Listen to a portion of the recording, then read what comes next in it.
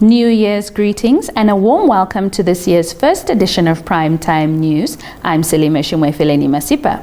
If it's your first time joining us, do subscribe, hit the like button, and be sure to click on the notifications bell to stay up to date with the latest happenings locally and globally. We begin with the Ministry of Agriculture, which says it plans to revive most of the green schemes in the country established by the government.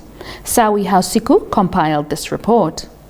Last year, December, a cabinet directive approved the termination of AgriBeesDev as the operator of the green schemes after the institution courted controversy and allegations of corruption and mismanagement. Ministry spokesperson Crispin Matongela told Nampa on Sunday that the Minister of Agriculture, Water and Land Reform, Carl Schleitwein, would have a meeting with the staff of the ministry today at their head office in Windhoek, and that the issue of the green schemes would also be discussed. Matongela's comments come after the president of the Popular Democratic Movement PDM, McHenry Venani, conducted an oversight visit to the green schemes in the Kavango East region from 26 to 28 January 2022.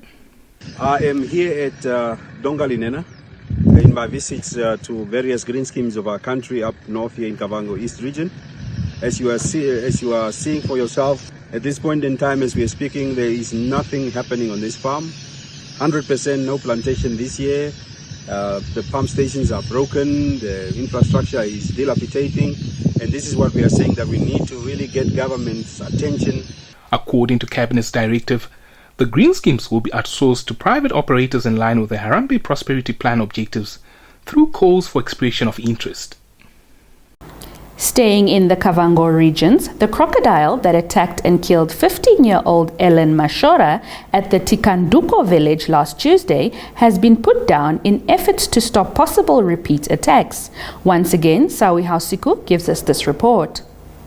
According to the Chief Public Relations Officer in the Ministry of Environment and Tourism, Romeo Myunda, on Sunday, the animal was killed by officials of the ministry on Saturday, as per the ministry's policy that an animal that kills humans should be put down. He said the rationale behind this is that the animal could become a repeat offender, thinking that humans are food and could kill again. Mashora, a learner at Tikanduko Primary School in the Kavango East Region's Mukwe constituency, was attacked and killed by the crocodile when she had reportedly gone to the river with other learners from the school to get water to drink. This follows another incident where 5-year-old Juliana Urungi was also killed by a crocodile at Katere village. The girl's mother had gone to the river to fetch water for cooking, only to notice that her daughter had followed her there. The crocodile attacked her daughter before she could reach her.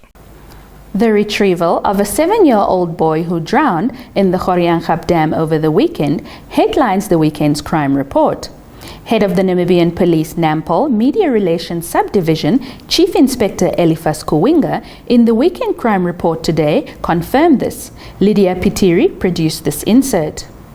Other incidents were reported, that also of a drowning incident, which was reported at Vanayeda, that is now in Khomas region, whereby a 7-year-old boy drowned at Goriangsap Dam. His body was only retrieved yesterday, that was now Sunday, at around 12, after he drowned around Friday, and he was not recovered until only Sunday yesterday, where his body was retrieved. Staying with law and crime, Chief Inspector Kuwinga says Nampol recorded 3 rape cases involving minors aged between 7 and 17 years across the country. 3 rape cases were reported at various towns, one at Okatope, one at Korenkuru, and one at Rundu. So let's look at the rape case that was reported at Okatope, whereby a 7-year-old girl was allegedly raped by a 17-year-old suspect. And in the process, the suspect is arrested, and then we move to Korenkuru, whereby Korenkuru, a 21-year-old suspect, was arrested after it is alleged that he raped a 17-year-old female. In the next rape case that was reported now in Rundu, an adult male was arrested, whereby it is alleged that he raped an 11-year-old minor. So if we look at these rape cases, one can only advise or educate male, particularly young ones. What we encourage public members is that let us try to inculcate this culture whereby young boys will be taught to protect women and to make sure that no danger or no harm is on their female counterparts. So in that way, the young boys will grow and will know that at a later stage, they will not harm, they will not rape, they will not injure women. Stand by for your top roundup.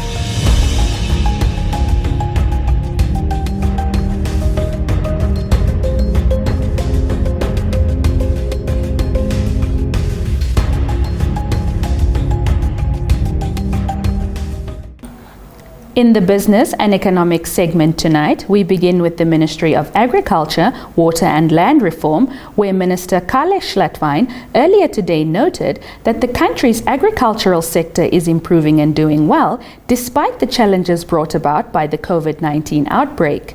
Xinhua brings us more.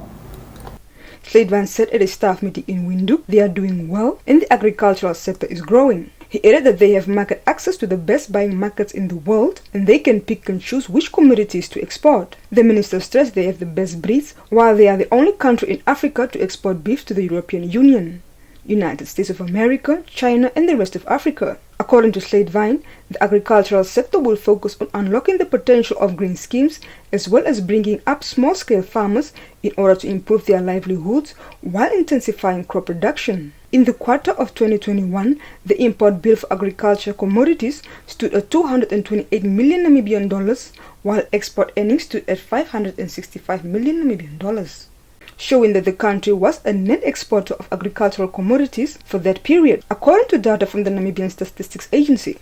On to continental business news. The African Continental Free Trade Area Council of Ministers, responsible for trade, has agreed on steps towards the start of commercially meaningful trading under the regime, its secretariat disclosed on Sunday. Xinhua once more brings us this report. The Secretariat said in a statement the Council agreed that trading under the African Continental Free Trade Area should proceed on the basis of the agreed upon rules of origin covering 87.7% of the total tariff lines. The 8th meeting of the African Continental Free Trade Area of Ministers responsible for trade was convened in Accra, the capital of Ghana, over the weekend. The meeting noted that progress made in the African Continental Free Trade Area institutions, including the Dispute Settlement Body and the establishment of the Appellate Body. The statement said on trading services, negotiations are in an advanced stage, with 46 members having submitted their schedules for specific commitments. The minister said that the negotiations on trading services would be concluded by June 30th. That's all the top news we had for you tonight. The weather forecast is up next, followed by your sports update.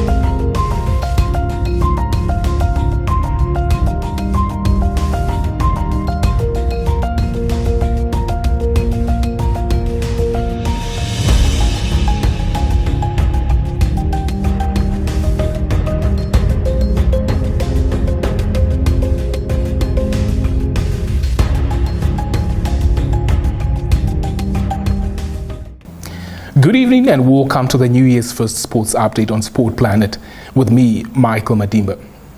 Football headlines the sports segment. Manchester United on Sunday announced that Mason Greenwood will not train or play for the club until further notice. DPA brings us more.